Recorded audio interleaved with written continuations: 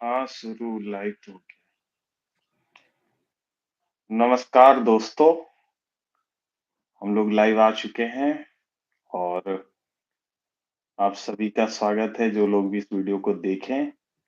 हमारे साथ इस समय डॉक्टर विश्व प्रताप सिंह, मैं डॉक्टर सत्येंद्र सत्यार्थी और आज का हमारा टॉपिक है जनसंख्या नियंत्रण कानून और उसमें जन समस्याओं का समाधान।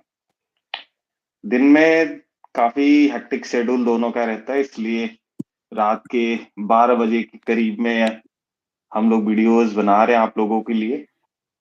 आप जब भी ये वीडियो देखें तो इस मुद्दे पे बात करें और इस वीडियो को ज्यादा से ज्यादा लोगों तक शेयर करें और कोशिश करें इस वीडियो और ऐसी वीडियो और देखने के लिए हमारे दोनों के चैनल ग्लोकल ब्लॉग और द बिग स्कॉलर को सब्सक्राइब करें। बिग स्कॉलर का मैं लिंक नीचे डिस्क्रिप्शन में डाल दूंगा। विश्व प्रताप, कैसा हाल है? वहाँ क्या है मौसम? हेलो। मौसम अभी अच्छा हो गया है। पहले मतलब बर्फ, वैसे तो मुझे बर्फ वाली वाला मौसम ज्यादा पसंद था, मतलब जो स्नोफॉल हुई थी। हम्म। लेकिन क्योंकि मेरा तो पहला एक्सपीरियंस था तो मुझे काफी अच्छा लगा। हम्म। बाकी अभी मौसम सही है, 2 डिग्री सेल्सियस टेम्परेचर है और काफी बेहतरीन मौसम है। हम्म। तो जैसा कि आपने बताया कि भाई हमको दिन में तो नहीं मिलता, इतना हेक्टिक शेड्यूल है तो इसलिए टाइम नहीं मिलता। हम्म। लेकिन कुछ मुद्दे ऐसे हैं जो सामाजिक मुद्दे होते हैं और जिस पर हम जैसे बुद्धिजीवी लोगों को बात करना बहुत जरूरी है और लगातार करते रहना ज्यादा जरूरी है, जिससे कि समाज को इंफॉर्मेशन मिलती रहे, क्योंकि लोग ज्यादातर काम करने में बिजी रहते हैं और हम स्कॉलर होने के नाते चीजें पढ़ पाते हैं, समझ पाते हैं।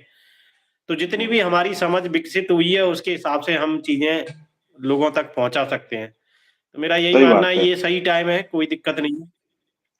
और वीडियोस डाल देंगे उधर, लोग देख सकेंगे। दोस्तों, आज का हमने टॉपिक रखा है जनसंख्या नियंत्रण कानून और उसमें जन समस्याओं का समाधान। थोड़ा सा मैं हाईलाइट इस पे बताना चाहूंगा कि 2019 में राज्यसभा में एक बिल पारित करने की कोशिश किया गया था और इसको डॉक्टर सिन्हा जी के माध्यम से इसको किया गया था, जिसपे 120 से ज्यादा सांसदों ने साइन किए हुए थे। और ये जनसंख्या नियंत्रण कानून है। इस कानून के बारे में अभी पूरी तरीके से डिटेलिंग तो नहीं पता है कि क्या क्या उसमें नियम के थ्रू बनाए जाएंगे। अगर इसकी प्रतिलिपि आप तक मौजूद हो तो जरूर दीजिएगा। थोड़ा जल्दी में हमने इसको देखने की कोशिश की तो अभी हम इतने तरीके से नहीं देख पाए। हम बात करेंगे कि ऐसा अगर कोई कानून फ्यूचर में सरकारें लेके आती हैं तो उसका किस तरीके से स्वागत होना चाहिए या नहीं होना चाहिए, उससे समाज पे क्या इफेक्ट पड़ेगा। हम एक बहुत जनरलाइज में जन समाज की बात करेंगे, जो एक आम जन। हम बहुत टेक्निकलिटीज और हम किताबी बातों को नहीं करेंगे। हम उस तरीके से बातों को नहीं करेंगे जो एकदम किताब में लिखी जाती है। हम बात कोशिश करेंगे हम अपनी बातों को उस तरीके से रखें जो हम समाज में सुनते हैं। और उस विधेयक, उस बिल को लेके अभी अपडेट जो मिलती है, अभी उस पे कानून बनना बाकी है। और ये मुद्दा काफी गंभीर है, देश हित से जुड़ा हुआ है, समाज हित से जुड़ा हुआ है। और जिस तरीके से हमने वर्ल्ड वाइड, मुझे तो लगता है अनऑफिशियली हम प्रथम पहले स्थान पे पहुंच चुके हैं जनसंख्या के मामले में। मुझे ऐसा लगता है, भले चाइना कहे कि वो पहले नंबर पे। तो इस पे हम आज बात रखेंगे। विश्व प्रताप।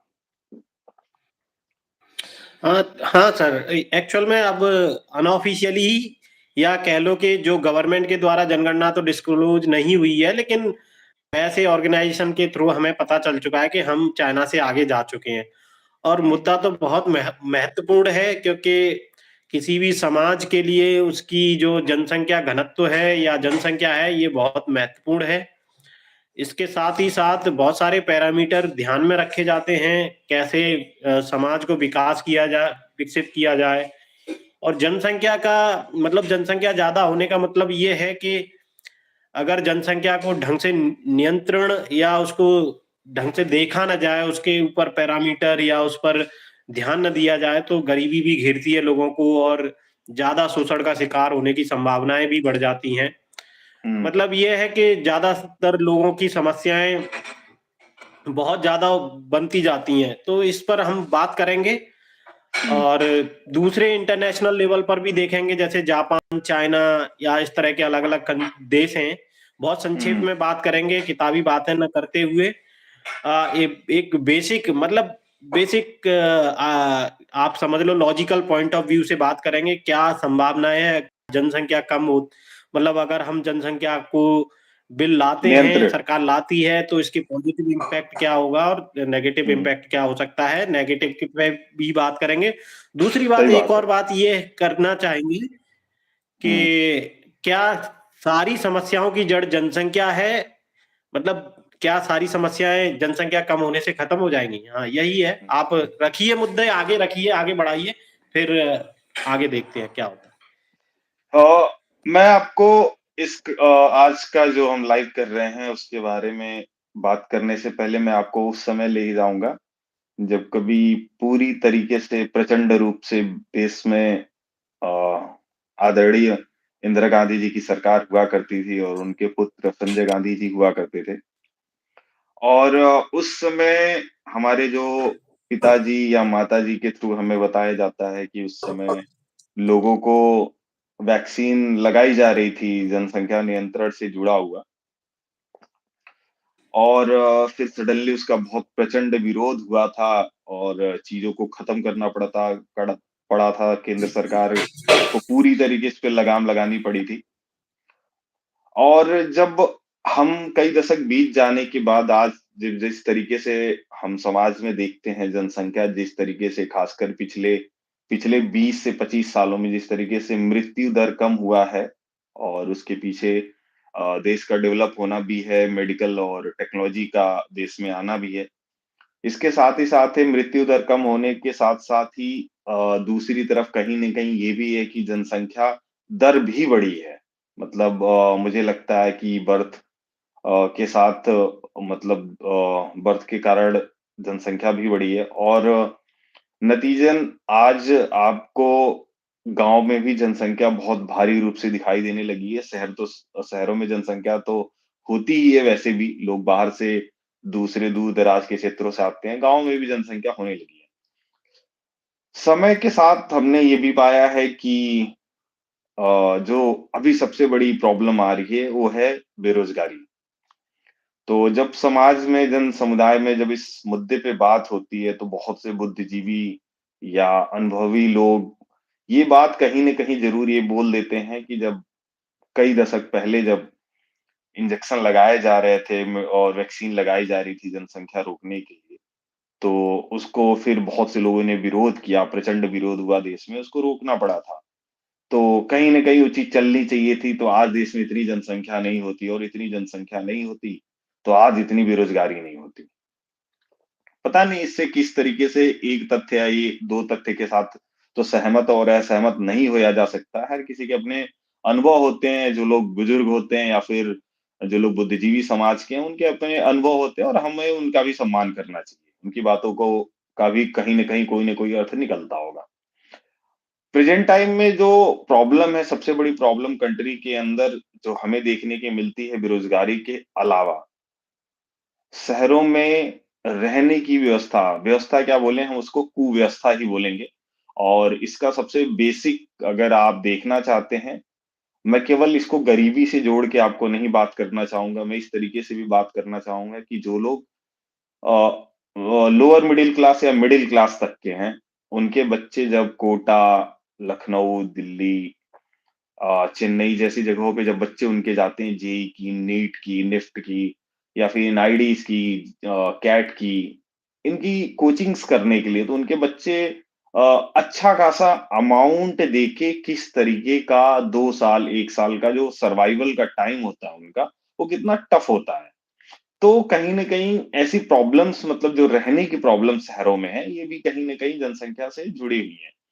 इसके अलावा बेरोज़गारी के इतर एक प्रॉब्लम, ये दूसरी बेरोज़गारी की इतर प्रॉब्लम हमारे जो मार्केट्स होते हैं, हमारी जो सड़कें होती हैं, हमारी यूनिवर्सिटीज़ के अंदर अननेसेसरी का कंपटीशन, उसको मैं कंपटीशन नहीं बोलता हूँ, क्योंकि अगर हमारे देश में इतना ही पॉजिटिवली कंपटीशन होता एकेडमिक फॉर्म में, रिसर्च के फॉर्म में, तो हम बहुत डेवलप कर रहे होते। मतलब हम हमारा जो डेवलपमेंट का जो रेट है वो बहुत तेज होता। मैं ऐसा नहीं कह रहा हूँ कि हमारा डेवलपमेंट हमारा नहीं हो रहा, हमारा डेवलपमेंट हो रहा है और हमने डेवलप किया है, लेकिन हम उस रेट से नहीं कर पाए, जिस रेट से हमारे फोर फादर्स ने, फोर मदर्स ने देश के आजादी के साथ, संविधान लागू होने के साथ जो सपने देखे थे। तो कहीं न कहीं जनसंख्या अधिक होने से एक प्रॉब्लम ये भी है कि अननेसेसरी भीड़ हमारे मार्केट्स में यूनिवर्सिटीज़ के सीट्स के लिए भी दिखाई देती है। तो कहीं न कहीं ये सारी प्रॉब्लम्स हैं, और इसके अलावा कई पॉजिटिव भी चीज़ें हैं, जनसंख्या हमारे पास है, तो हमारे पास वर्कफ़ोर्स भी है। इन सब स बातों पे संक्षिप्त में, डिटेल्स में जैसे भी हो सकेगा हम बात रखेंगे। विश्व प्रताप, भूमिका तो थी ये। हाँ जी सर, हाँ काफी मुद्दे रखे आपने कि जनसंख्या होने से बहुत सारी परेशानी, जैसे आपने बताया जो पूर्व प्रधानमंत्री थी इंदिरा गांधी जी, तो उनके टाइम पर भी ये चीज हुई थी कि जनसंख्या कंट्रोल करने के लिए बिल मतलब कोशिश की गई थी। तो वो कोशिश सराहनीय कह सकते हैं हम। उस टाइम पर अगर कंट्रोल होती तो जनसंख्या को तो कंट्रोल कर लिया जाता, लेकिन ये कहना कि जनसंख्या कंट्रोल हो जाने से बेरोजगारी खत्म हो जाती, ये एक अलग मुद्दा है। मतलब इस पर हम करेंगे अभी डिस्कस, लेकिन ये एक अलग चीज है। लेकिन उस टाइम पर वो हो जाता तो अच्छा रहता, लेकिन उसमें लोगों का विरोध करने की एक अलग समस्या थी। जन भावना की समस्या ये थी कि जो भी वो नसबंदी का था सिस्टम, हुँ, तो जो नसबंदी थी वो काफी उसकी सक्सेसफुल रेट भी कम थी और उससे लोगों को दिक्कत बहुत हो रही थी। हुँ। तो इस वजह से जन विरोध होना शुरू हुआ और इस वजह से उसको बंद करना पड़ गया। और उसको लेकिन एक चीज़ वहाँ पे जो नसबंदी से एक चीज़ और जुड़ी हुई थी, वो सबसे बड़ी चीज़ ये थी कि मतलब उसको ज़बरदस्ती, जैसे हमारे फादर्स और मदर्स या फिर पुराने लोग बताते हैं कि ज़बरदस्ती, मतलब एक तरीके से कि प्रशासन का इस्तेमाल करके उसको किया जा रहा था। तो कहीं न कहीं ये चीज़ भी अपने आप में गलत थी। कानून बना के और समाज के सिटीजन्स, जो देश के सिटीजन्स हैं, उनकी सहमति के साथ जब चीज़ों को किया जाता है, तो देश के लिए पॉजिटिव वे में बहुत डेवलपमेंट के रास्ते खोलता है। हाँ, एक्चुअल में होता क्या है, जैसे अभी के ये आप बहुत सारे लोग बच्चे पैदा नहीं करना चाहते, ये सारा खेल एजुकेशन पर डिपेंड करता है। आप बड़े-बड़े देशों में जाइए, चाहे यूएसए या चाहे आप समझ लीजिए इधर जितने भी यूरोपियन कंट्री हैं, जापान, चाइना में तो वैसे रोक लगाई गई थी, जनसंख्या नियंत्रण वहां पर किया गया कि आप 2 बच्चे से ज्यादा बच्चे पैदा नहीं करेंगे, और उन्होंने काफी अच्छे वे में किया भी। हुँ, और वन चाइल्ड कुछ पॉलिसी उन्होंने लागू की थी, तो उससे अभी जनसंख्या उनकी कंट्रोल हुई है और वो दूसरे नंबर पर आ गए हैं। लेकिन हुँ, समस्या ये है कि हमारे देश में क्यों नहीं हो पाई। पहली बात तो की गई थी, वो अच्छी कोशिश थी, लेकिन उसमें बहुत सारे टेक्निकल पॉइंट ठीक नहीं थे। जैसे कि नसबंदी का जो तरीका था, को एजुकेट किया जाता और इस पर ध्यान दिया जाता तो हो सकता है और अच्छे से वो चीज लागू हो पाती, और वो वॉलंटरीली होनी चाहिए थी। मतलब हुँ, जबरदस्ती पकड़कर नहीं, वॉलंटियर तरीके से होनी चाहिए थी। अब वॉलंटियर तरीके से होती तो जो लोग एजुकेटेड थे वो खुद ही एक बच्चा पैदा करते तो ज्यादा बेहतर होता। अब उसको देखकर, क्योंकि समाज की जो गति होती है वो आप समझिए जो मजदूर क्लास समझ लो या जो मिडिल क्लास समझ लो, वो डिसाइड नहीं करता। जो समाज की गति है वो डिसाइड करते, मतलब समाज कैसे चलेगा वो अपर क्लास डिसाइड करती है। अगर वो लोग करते तो मुझे लगता है जो लोअर क्लास है, मिडिल क्लास समझ लो, ये उस चीज को फॉलो करते। लेकिन हुँ, उस टाइम पर कि जो जो मिडिल क्लास थी या उससे लोअर क्लास थी, उसको जबरदस्ती पकड़कर किया जा रहा था, और जिस वजह से लोगों का विरोध होना निश्चित हो गया और विपक्षी पार्टियों को भी इस तरह का मौका भी मिल गया। हुँ, तो ये तो उस टाइम पर नहीं हो पाया, लेकिन उसकी समस्या ये हुई कि जो हमारी ग्रोथ है वो बहुत ज्यादा हुई। और दूसरी बात, अफेक्टेड हुई। ग्लोबलाइजेशन की, हाँ ग्लोबलाइजेशन की वजह से हमारे पास दवाइयाँ भी ज्यादा अच्छे से आने लगी। और जब दवाई वगैरह आने लगी तो लोगों की एज भी बढ़ने लगी, और डेथ रेट कम हो गया। तो जनसंख्या तो बढ़ी गई, उसके उससे समस्या ये आपने पहले ही बता दी है कि बेरोजगारी तो आ ही रही है उसकी वजह से। दूसरी बात केओस, केओस मतलब केओस बहुत ज्यादा होता जा रहा है। जैसे मान के चलिए किसी गांव में पहले किसी के पास, वैसे तो ज्यादा लोगों के पास जमीन थी नहीं, लेकिन कुछ लोगों के पास खेत था भी, तो उसका वो बट गया, दो दो एक एक बीघा में हो गया। अब वो लोग गांव से शहरों की तरफ भागने लगे, और जब वो शहरों की तरफ गए तो शहर भी इतने विकसित या इतना इंडस्ट्रियलाइजेशन नहीं हो पाया, तो वो लोग ज्यादातर ऐसी जगह पर रहने लगे, या तो जहां पर उनको घर नहीं मिल पाया, ऐसी बस्तियां बन गई जो जिन बस्तियों में आम सुविधाएं भी नहीं है। अब जब उनमें सुविधाएं नहीं है तो वहां पर रोगों की समस्या हो गई। अब रोग की समस्या होने की वजह से एक तरीके से केओस फैल गया। तो ये बहुत बड़ी समस्या पैदा हो गई जनसंख्या बढ़ने की वजह से। और मैं तो ये कहूंगा कि केवल ये जनसंख्या की वजह से नहीं है, दूसरी भी फैक्टर हो सकते हैं, लेकिन सबसे बड़ा फैक्टर तो यही है कि अगर ये पहले कंट्रोल होता तो शायद ये विस्फोट नहीं होता। जैसे आप देख लो, शहरों के आसपास एक स्लम टाइप की कॉलोनी बनती जा रही है। हो सकता है मैं उसे स्लम ना बोलूं, क्योंकि ये सम्मान की भी बात है लोगों के, लेकिन उनका जो, जैसे मुंबई में स्लम है उसको स्लम बोलते हैं, वहां पर कहीं ना कहीं यूपी और बिहार या इस तरह के जो राज्य है, राजस्थान, मध्य प्रदेश, यहाँ से गए हुए लोग ही वहां पर रह रहे हैं, और जिस भी परिस्थिति में वो रह रहे हैं उन्हीं को वो स्लम बोलते हैं। तो कहीं ना कहीं ये जनसंख्या बहुत बढ़ने की वजह से ही है। दूसरी बात ये है, अगर आप ध्यान से देखें, जैसे अभी कुछ दिन पहले एक मुद्दा उठा था कि ऑर्गेनिक फार्मिंग की बात होगी। जैसे श्रीलंका में क्या हुआ कि ऑर्गेनिक फार्मिंग उन्होंने जबरदस्ती लागू कर दिया ऑर्गेनिक फार्मिंग का, तो वो उनका सिस्टम कोलैप्स कर गया। तो इंडिया में एक और समस्या ये है कि अगर हम ऑर्गेनिक फार्मिंग की बात करने लग जाएं, मान के चलो, जैसे लोग कहते हैं कि अरे खाद बहुत ज्यादा दे रहे हैं खेतों में खाद बहुत ज्यादा दिया जा रहा है, लेकिन अगर ये नहीं करेंगे तो हमारी जो जनसंख्या है उसका जो, उसके लिए खाने के लिए जो सामग्री चाहिए वो बहुत अमाउंट में बहुत ज्यादा चाहिए। अब तो सप्लाई वो, डिमांड चेन तो में। फिर उसको, हाँ, सप्लाई डिमांड वाला। नहीं, अब उसकी वजह से क्या होगा कि अब इस उसकी वजह से लोग खाद भी डाल रहे हैं, बहुत ज्यादा खाद डाल रहे हैं, जिससे पैदावार बहुत ज्यादा बढ़ जाए। जब पैदावार बढ़ेगी तो अब खाद ज्यादा डालने से, वैसे तो वो चीजें साइंटिफिक हैं, लेकिन कहीं ना कहीं डिग्रेड भी होती हैं, क्योंकि कई सारे लोग अधिक मात्रा में डालने की वजह से उसके, तो उससे रोग भी बढ़ रहे हैं। एक तो ये भी केओस है। अब यूनिवर्सिटी पर तो ये वाला केओस है, हमारे देश में कैंसर ज्यादा, दुनिया में आप देखेंगे कैंसर सबसे ज्यादा हमारे देश में है। डायबिटीज की समस्या हमारे देश में है, क्योंकि हमारे देश में जो खाद्य खाने पीने का जो सिस्टम है वो भी एक रेगुलेटेड नहीं है। मतलब गवर्नमेंट को जैसे रेगुलेट करना चाहिए वो भी रेगुलेटेड नहीं है। दूसरा मुद्दा मैं बताऊं यूनिवर्सिटी का, जो आपने पहले ही डिस्कस कर दिया, और एक प्राइमरी स्कूल का। तो प्राइमरी स्कूल का एक अलग मुद्दा हो सकता है, लेकिन फिर भी अगर आप गांव लेवल पर या शहरी शहरी लेवल पर देखें तो बच्चों के लिए अच्छे स्कूल नहीं है। ये भी कहीं ना कहीं जनसंख्या से भी जुड़ा है। मतलब मैं इसे एक वे में नहीं बोलूंगा कि केवल जनसंख्या से जुड़ा है, लेकिन ये जनसंख्या का भी इम्पैक्ट है। लेकिन अगर सरकार इस बिल को लाती है तो उसके साथ वो पॉजिटिव पॉइंट भी रखेगी सरकार, कि अगर आप जनसंख्या आगे क्या उसकी गति होगी, लोगों को इससे क्या फायदा होगा। जैसे मैं एक बात बताना चाहूंगा, जैसे आप जापान की बात करें तो उन्होंने जनसंख्या कंट्रोल की, आज उनके पास खाली घर पड़े हुए हैं। मतलब इतने ज्यादा घर उनके पास खाली हैं जिनमें कोई रहना चाहे तो रह सकता है, जिनकी कोई वैल्यू नहीं है।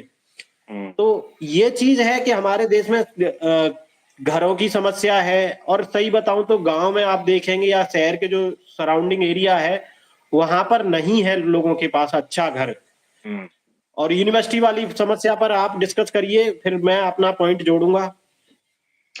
यूनिवर्सिटी वाली समस्या पे तो प्रॉब्लम ये है कि अगर अगर आप देखेंगे कि पास्ट के टाइम में कई चीजें एक साथ चल रही हैं कि हमारे पास नई यूनिवर्सिटीज उस उस रेट से नई यूनिवर्सिटीज बनाई नहीं गई हैं, ठीक है। लेकिन हुआ क्या, इसके विपरीत जो पुरानी यूनिवर्सिटीज है वहां पे कई चीजें एक साथ की जा रही हैं। नंबर ऑफ सीट्स बढ़ाए जा रहे हैं हर साल या हर 5 साल पे। और इसके अलावा गर्ल्स का जो एजुकेशन की तरफ से जैसे ऐसे जागरूकता और समाज में शिक्षा बढ़ी है, गर्ल्स को भी एजुकेशन में मुख्य धारा में लाने के लिए समाज में सरकारों ने भी काम किया और सामाजिक संगठनों ने भी काम किया। तो गर्ल्स भी अब एजुकेशन में, हायर एजुकेशन में भी आने लगी हैं, तो उनके लिए भी अलग से सीटों को रख के उसी यूनिवर्सिटीज़ के अंदर ही उनके लिए भी अलग से सीट रखी जाती है। तो होता क्या है कि 2 चीज़ आप कर रहे हो, आपने नई यूनिवर्सिटीज़ नहीं बनाई और इसके अलावा नंबर ऑफ जो स्टूडेंट्स थे वो 2 तरीके से बढ़े, समाज में जागरूकता बढ़ी, सामाजिक संगठनों ने, सरकारों ने जितना भी काम किया, तो गर्ल्स का और ये इम्पोर्टेंस पता चला कि लड़कियों को भी शिक्षा और हायर एजुकेशन देना उतना ही इम्पोर्टेंट है जितना लड़कों को। तो नंबर ऑफ एप्लीकेंट्स बढ़ गए। अब लेकिन आपने नई यूनिवर्सिटीज़ तो बनाई नहीं है। अब चूँकि आप वहीं पे आप कर रहे हो, तो अब वहाँ ब एक सबसे बड़ी प्रॉब्लम क्या हो रही है? प्रॉब्लम ये हो रही है कि जहाँ जिस यूनिवर्सिटीज़ में 500 बच्चे पढ़ने थे, 500 स्टूडेंट्स जाने थे, वहाँ आप सीधे 1200 पढ़ रहे हैं। अब जब 1200 पढ़ रहे हैं, तो आपने स्टूडेंट से 1200 इनटेक कर लिया, लेकिन आपकी policies as a professors, as a research scientist वहाँ पे रिक्रूट करने की उस तरीके से नहीं बदली। तो आपने जो आपका स्टूडेंट टू प्रोफेसर्स का रेशियो था, वो बहुत ज़्यादा ही बुरा है। इसके साथ ही आपने नए इंफ्रास्ट्रक्चर नहीं खड़ा किए। इसके साथ ही आप भारत की यूनिवर्सिटीज़ को हमेशा वर्ल्ड वाइड यूनिवर्सिटीज़ को हमेशा एक इस तरीके के कैंपस में बनाया जाता है, जहाँ पे जंगलनुमा माहौल हो। उसके पीछे बहुत से रीज़न हैं, क्योंकि और सबसे बड़ा रीज़न तो यही होता है कि आपको कंसंट्रेशन के सिचुएशन में रहने की स्टडी अगर आपको अच्छी करनी है, तो आपको कंसंट्रेट रहना पड़ेगा और उस समय जो आपका एनवायरनमेंट होना चाहिए, ऑक्सीजन रिच होना चाहिए, पॉल्यूशन फ्री होना चाहिए।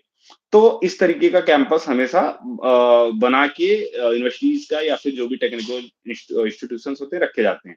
लेकिन आपने क्या किया, आप इंफ्रास्ट्रक्चर के नाम पे उस यूनिवर्सिटीज़ से आप पेड़ों का सफाया शुरू कर देते हो, प्लॉट्स बनाना शुरू कर देते हो, उसी में बिल्डिंग्स बनाते हो। ये मैं केवल किसी एक यूनिवर्सिटीज़ की भारत में बात नहीं कर रहा हूँ।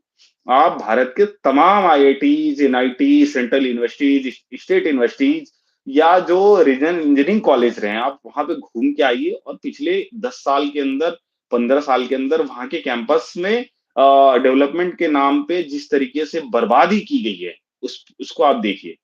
तो मेरा कंसर्न एक इससे भी जुड़ा है कि जनसंख्या बढ़ने के कारण गवर्नमेंट्स ने गवर्नमेंट्स में मतलब जिस लेवल पे काम होने चाहिए थे सरकारों की तरफ से, उस लेवल पे एकेडमिक्स में काम नहीं हो पाया। नए इंस्टीट्यूशंस नहीं डाले गए, नए कैंपस नहीं बनाए गए। नतीजन हमारा जो पुराना कैंपस है वहाँ भीड़ बढ़ी, उसको मैं कॉम्पिटिशन के तौर पे नहीं लेता हूँ, मैं इसको एक फेलियर के तौर पे लेता हूँ कि वहाँ पे अगर हमारे नए इंस्टीट्यूशंस बनाए गए होते, तो जो एप्लीकेंट्स थे, जो कैंडिडेट्स होते, वो अलग-अलग जगहों पे होते और स्टूडेंट टू प्रोफेसर का रेशियो, स्टूडेंट टू इंफ्रास्ट्रक्चर का रेशियो ठीक होता और जिससे हर किसी को अच्छा एजुकेशन, हायर एजुकेशन लेने का ज़्यादा बेहतर मौका मिलता है, जिससे उनके अंदर लर्निंग प्रोसेस जो होती है, वो अच्छे से जा पाती है, जिससे वो चीज़ें अच्छे से सीख पाते हैं, लेकिन वो नहीं हो पाया। तो ये कहीं न कहीं हम जनसंख्या के कारण और थोड़ा-सा मुझे लगता है कि सरकार जो भी सरकारें रही हैं, जो भी चल रही हैं, वो थोड़ा-सा इसको कम तवज्जो देती हैं।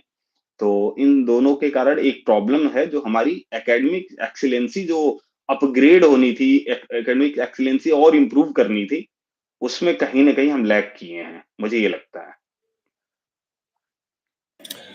मेरा आपकी बात बिल्कुल सही है। सबसे बड़ी बात है एजुकेशन। तो देखिए, मैं इस कंक्लूजन पर, इस डिबेट में कंक्लूजन अभी तो नहीं देंगे, लेकिन मैं एक मुद्दे पर आया हूँ कि जैसे लोगों ने सारा मतलब हम भांडा जनसंख्या पर नहीं फोड़ सकते कि जनसंख्या विस्फोट जैसे अभी हम 2024 में देखें तो मैं आपको ऐसे कई अनगिनत लोग बता दूंगा जो बच्चे नहीं पैदा करना चाहते हुँ, और जो शादी भी नहीं करना चाहते। इसकी समस्याएं कई, इसकी ये वजह नहीं है कि वो जनसंख्या, बढ़ी हुई जनसंख्या से ज्यादा परेशान है, वो इसलिए कि जिस जिस समाज में एजुकेशन का जिस जिस तरीके से लेवल बढ़ता जाता है, किसी भी समाज को आप देख लो, जब एजुकेशन वहां बढ़ती जाती है तो लोगों की जो सोच है और व्यवस्थित रहने की जो सोच है वो बढ़ती जाती है।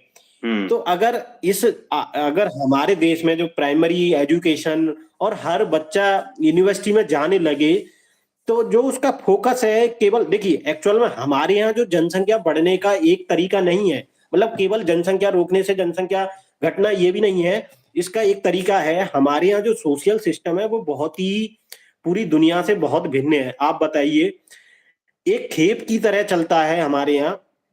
हर कुछ महीनों बाद शादी का सीजन आता है, और ऐसा नहीं कि किसी की शादी रुकती है, हर किसी की शादी होनी है।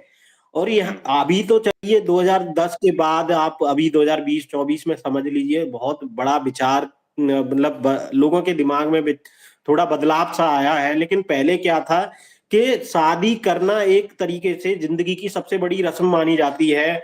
लोगों को शादी अचीवमेंट, करनी ही करनी है, और अचीवमेंट, साथ रसम नहीं, अचीवमेंट। अचीवमेंट समझ लीजिए।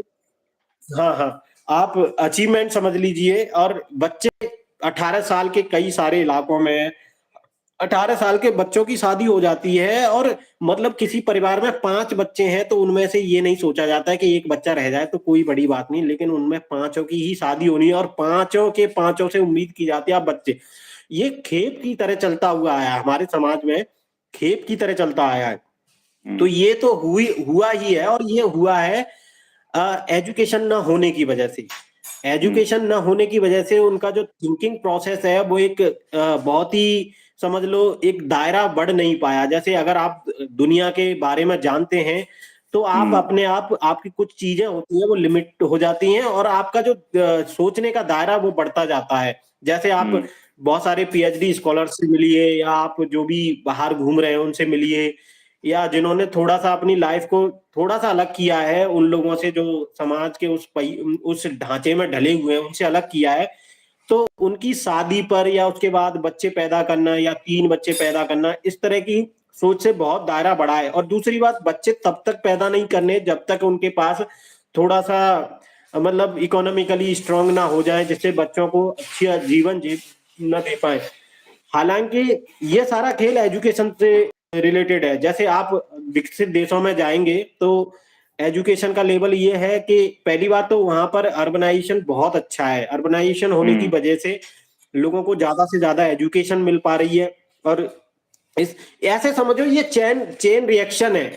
मतलब आप अच्छी एजुकेशन मिलेगी, आपकी पॉपुलेशन अपने आप कंट्रोल होगी, आपकी व्यवस्था भी अच्छी होती चली जाएगी। लेकिन हमारे यहाँ उल्टी चेन रिएक्शन हो रही है। हमारे यहाँ लोग अनएजुकेटेड है, पॉपुलेशन भी बढ़ती जा रही थी, और उससे अव्यवस्था भी फैल रही थी। मतलब समस्या ये है कि अगर हमारे यहाँ ज्यादा से ज्यादा प्राइमरी स्कूल, ज्यादा से ज्यादा यूनिवर्सिटी हो तो ये सही बात है कि जनसंख्या अपने आप ही घटने लग जाती। लेकिन अभी के दौर में, अभी के टाइम पर जनसंख्या ऑलरेडी इतनी बढ़ चुकी है, तो इस पर अगर कुछ सोचा जाए तो उसमें कोई दो राय नहीं है। जैसे चाइना में किया गया तो करा जाए तो कोई बड़ी बात नहीं है, लेकिन इसके साथ ये नहीं सोचा जाए कि आपने जनसंख्या बिल तो ला दिया, आपने बच्चे का मतलब वो लिमिट कर दिया, लेकिन क्या ये पूरा सॉल्यूशन देगा? बिल्कुल नहीं देगा। क्योंकि देखिए, आपने कुछ भी रेगुलेट तो नहीं किया है, आपको यही नहीं पता है कि किस जिले में क्या स्कूल कितने हैं, कितने बच्चे, मतलब डेटा होता है, मुझे तो जनगणना के तहत ही वो डेटा मिलता, वो तो शायद अभी मिला ही नहीं है, तो हम उस पर क्या ही कहेंगे। तो जब वो डेटा नहीं मिलेगा तो हम कैसे पता कर पाएंगे कितने बच्चे स्कूल गए, कितनी लड़कियां स्कूल गई, कितने बच्चे, मतलब ये बहुत सारी चीजें हैं। और यही नहीं, और भी सारी चीजें हैं जो जिन पर एजुकेशन से कंट्रोल पाया जा सकता है। तो मेरा तो सारा मुद्दा ये है कि केवल जनसंख्या बिल लाने से कुछ नहीं होगा। प्राइमरी स्कूल की भी व्यवस्था सुधारी जाए, बच्चों को ज्यादा से ज्यादा स्कूल ले जाया जाए।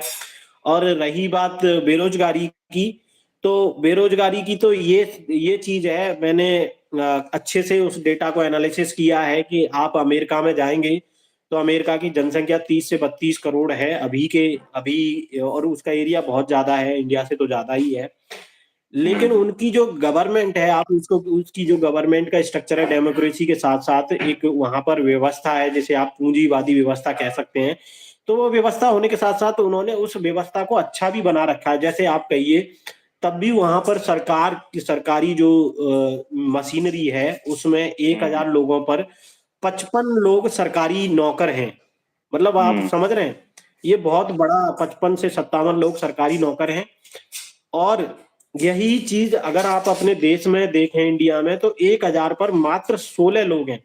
अब जब आपके पास वर्क फोर्स कम होगा तो आप चीजें रेगुलेट ढंग से नहीं कर पाएंगे। आप छोटे लेवल पर एक कर्मचारी पर इतना ज्यादा लोड आता जाएगा। अभी मैंने एक न्यूज सुनी कि रेलवे ने क्या किया है, रेलवे ने पुराने जो कर्मचारी थे, क्योंकि रेलवे में हम्म। काफी अव्यवस्था फैल गई, तो पुराने जो कर्मचारी थे उनको दोबारा बुलाया जा रहा है जो रिटायर कर दिए गए थे। बजाय इसके आप नई हायरिंग कर सकते हैं। ऐसा नहीं कि लोग स्किल नहीं है, स्किलफुल है, बहुत सारे युवा तैयारी कर रहे हैं।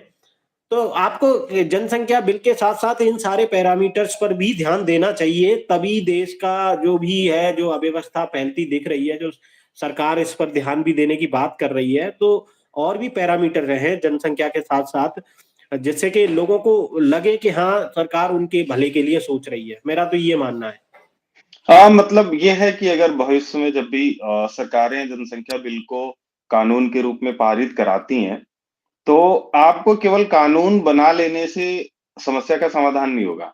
आपके कानून का लोग एकदम मन से और अच्छे से पालन करेंगे, जब आप उनके भले की जो बात है, उसको एक्सट्रीम लेवल पे जाके सोचोगे। आप अगर आप जैसे मैंने कुछ-कुछ न्यूज़ चैनल्स देखे, उसमें ऐसी चीज़ें चलती हैं कि जिनके 2 से ज़्यादा बच्चे होंगे, उनको इन मतलब 70-75 तरीके की जो सरकारी सुविधाएँ हैं, उससे वंचित कर दिया जाएगा।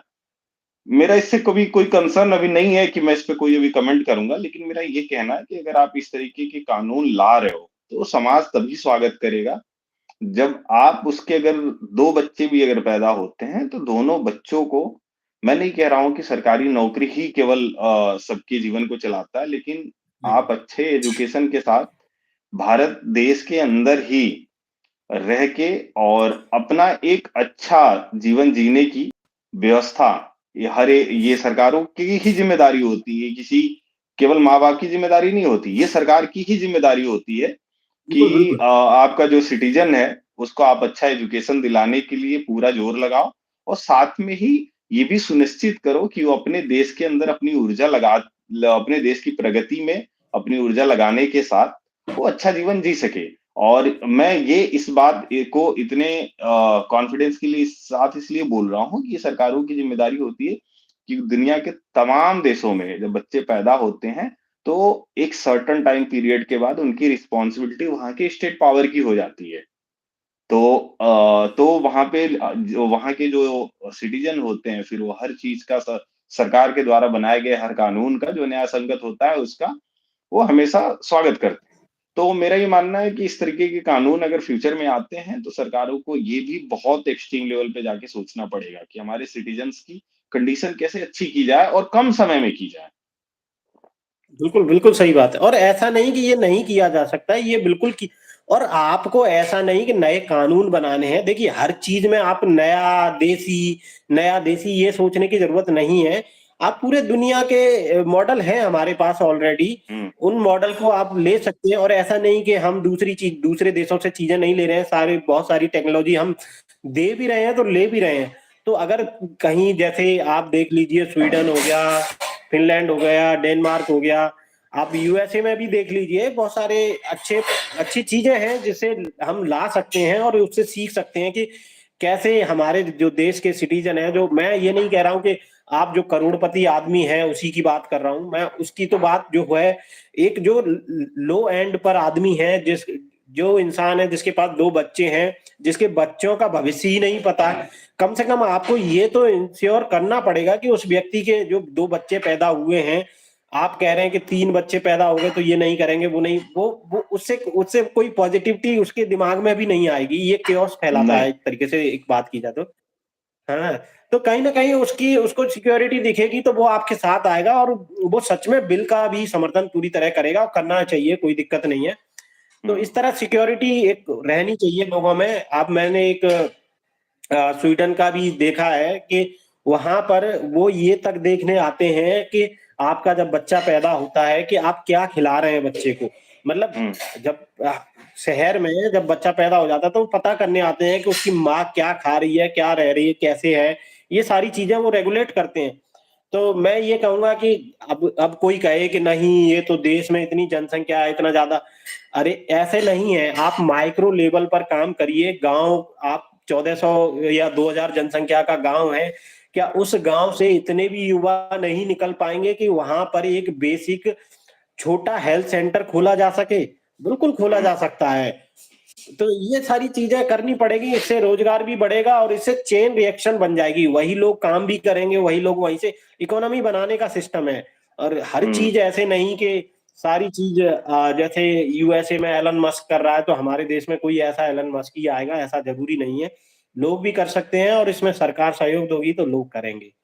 मेरा यही सही। मानना है कि इसको थोड़ा सा दूसरे तरीके से भी सोचा जाए और ध्यान दें तो ज्यादा अच्छा है। हम्म हमें चीजों को रेगुलेट करना पड़ेगा, हमारे जनमानस में ये बात जानी चाहिए कि सरकारें उनके चीजों को रेगुलेट करें, और जो सरकारी संस्थानें हैं उनको और बढ़ाने की जरूरत है। और ऐसे कानून का स्वागत बिल्कुल तभी जन बिल्कुल। समाज कर पाएगा जब जब समाज में लोगों को ये लगेगा कि सरकारों ने तो हमारे लिए ही काम किया है। तो और दूसरी बात, जिनको भी लगता है कि जनसंख्या भी बहुत ज्यादा है तो चीजों को कैसे किया जाए, जनसंख्या को आप इस फॉर्म में देखिए कि आपके पास वर्क फोर्स ज्यादा है, और आप आगे बिल्कुल सरकारें आगे जनता के लिए काम करें, साथ में ही जनसंख्या नियंत्रण के कानून बिल को लाए बनाए, जो भी करें तो लोग उसका स्वागत करेंगे। जनसंख्या तो नियंत्रण तो सच में जरूरी है, लेकिन अभी जितनी जनसंख्या है उसको आप वर्क फोर्स के रूप में एक अच्छे पॉजिटिव फॉर्म में ले जाके उसको देश के डेवलपमेंट में लगाने की बहुत जरूरत है। अदरवाइज 10 से 15 साल बिल्कुल होता है, बिल्कुल। पूरी की पूरी जो यूथ होती है उसका वर्कफोर्स हो जाता है खत्म। फिर उसके बाद वो आपके लिए एक तरीके से कहा जाए कि जिस एज में आप उसके वर्कफोर्स को डेवलपमेंट के लिए यूज कर सकते थे आपने नहीं किया, तो फिर आपके पास पछताने के अलावा कुछ नहीं रह जाता है। तो अगर बिल्कुल सरकारें अभी भी चेत जाएं, तो अभी हमारे पास मुझे लगता है कि आधा दशक का टाइम है, 5 साल सफिशिएंट टाइम होता है, और 5 साल के बाद चीजें बहुत तेजी से बदली जा सकती हैं। तो ये है आज का मुद्दा रहा ऐसा। और दोस्तों, हम हाँ। लोग दिन में वीडियोस नहीं ला पाते हैं। खेद हमें भी बुरा लगता है कि हम लोग बहुत से मुद्दों पे वीडियोस दोनों बनाना चाहते हैं, लेकिन दोनों अभी काफी चीजों से जुड़े हुए हैं, हमारे साइंटिफिक रिसर्च और तमाम इन्वेंशन है एस से राइटअप, इन सब चीजों से हम लोग जुड़े हुए हैं। तो हमारा शेड्यूल बहुत हेक्टिक रहता है। अभी देखिए 12 बज रहा है इंडिया में, टर्की में भी मुझे लग रहा है 10 बज रहा होगा इस समय, 10 से ज्यादा ही हुआ हाँ, होगा। टर्की में बज रहा है, 10 बजने वाले हैं, 10 नौ बजने बज जा के रहा है। 57 मिनट हो रही है। हाँ, हम्म, तो ये तो सही है, कोई दिक्कत नहीं है, इस वीडियो को आप लगा देना वहाँ। दूसरी बात ये है कि ज्यादा से ज्यादा लोग जुड़े इस चैनल से। हमारा मुद्दा केवल ऐसा नहीं कि सरकार पर उंगली उठाना है या लोगों पर, हमारा एक मुद्दा है कि कैसे देश को और देश की जो जन समुदाय है उसको बेहतर जीवन प्रदान किया जाए। क्योंकि अगर हम कहीं दूसरे देश में जाते हैं तो वहां पर थोड़ा सा लगता है कि नई चीजें थोड़ी चेंज होनी चाहिए, और इसमें केवल दोनों तरफ से काम होगा। मतलब लोगों को भी अपने स्तर पर भी काम करना चाहिए। बहुत सारी चीजें हैं लेकिन इसमें बहुत ज्यादा ताकत चाहिए होती है, तो वो ताकत सरकार ही दे सकती है। हाँ, लेकिन लेकिन पहली पहली लहर जो मुझे लगता है जन समाज के अंदर भी आनी चाहिए कि यार हमें ये चीज बदलनी है। सरकारों में भी हमारे बीच से लोग जाके बैठते हैं, लेकिन अगर एक बात अगर समाज में नहीं चलेगा कि चीजें अगर हम अपने जीवन स्तर को, हम अच्छा खाना नहीं खाना चाहते हैं, तो अगर हमने किसी कुक को हायर किया है तो हमारे लिए कभी अच्छा खाना नहीं बनाएगा, लेकिन अगर हम खाना चाहते हैं तो बिल्कुल बनाएगा। बिल्कुल। तो ये बिल्कुल उसी तरीके बिल्कुल से बिल्कुल सही। आप ये ना कहिएगा कि ये सरकार को कुक से तुलना कर रहा है। भैया हमने इसको चुना है, सरकार को हम चुनते हैं, वो हमारी चीजों को अच्छा करिए, उसकी रिस्पॉन्सिबिलिटी होती है, संविधान उसको डायरेक्ट करता है। तो ये जन समुदाय के अंदर चीजों को जाना चाहिए कि हमें अपने देश को और अच्छा करना है, और हमें सच में अच्छा करना है, ये नहीं कि ये केवल गप्पबाजी है। क्योंकि हमने चीजों को देखा है, आप भी देखते हैं, कम लोग वोकल होते हैं, हम बोल सकते हैं तो हम बोल रहे हैं, हम आपसे बात करने की कोशिश कर रहे हैं। बिल्कुल और बिल्कुल। आप हमारे दोनों चैनल, द बिग स्कॉलर जो डॉक्टर विश्व प्रताप सिंह चला रहे हैं, और मेरा ग्लोकल ब्लॉग, दोनों चैनल को सब्सक्राइब कीजिए। मैं दूसरे चैनल का लिंक यहाँ डिस्क्रिप्शन में डालूंगा, और ज्यादा से ज्यादा लोगों को शेयर कीजिए। आप किस मुद्दे पे बात करना चाहते हैं, आप कब हमसे जुड़ना चाहते हैं, आप चाहें तो कमेंट बॉक्स में बता सकते हैं। और हम बिल्कुल एक बिल्कुल, आप आपको कमेंट कर सकते हैं, इस मुद्दे पर हम डिस्कशन कर सकते हैं। आप हम्म, कमेंट करेंगे और बताएंगे कि हमें इस मुद्दे पर डिस्कशन करना है तो उस पर भी कर सकते हैं। बाकी हम उस तरह के मुद्दे ज्यादा ला रहे हैं जो मुद्दे डायरेक्टली देश के विकास में या समझ लो जन समुदाय से जुड़े हुए हैं, वो वाले मुद्दे ज्यादा लाएंगे हम। ठीक है दोस्तों, फिर अब बाय बोला जाए, रात ज्यादा हो गया है। नमस्कार। चलो सबको नमस्कार, अपना ख्याल रखिए। ठीक है विश्व प्रताप। Thank you. ठीक है। ठीक है, ठीक है, थैंक यू।